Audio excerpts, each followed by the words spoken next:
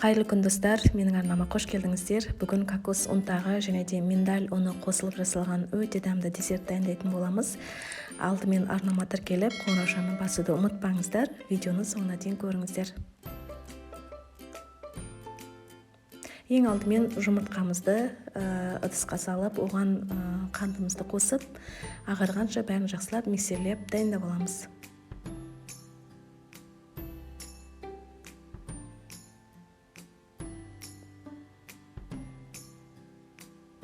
Бөлек ыдысқа кокос ұнтағын, осы кокос ұнтағына енді миндаль ұнын қосамыз.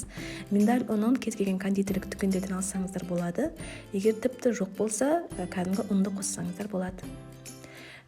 Кокос ұнтағы мен жаңағы жұмыртқамызды бәрін жақсылап араластырамыз. Бізде осындай қою масса болады. Енді әрқайсысын қолымызбен алып, осындай шариктер жасаймыз. 180 градуста ысып тұрған пешке 15-20 минутқа салып пісіріп аламыз. Өте тез дайын болады. Құрамында қоспаларда өте аз. Тек кокос ұнтағы мен миндаль ұнын кондитерлік дүкендерден алып алдын ала дайындап қойсаңыздар болды.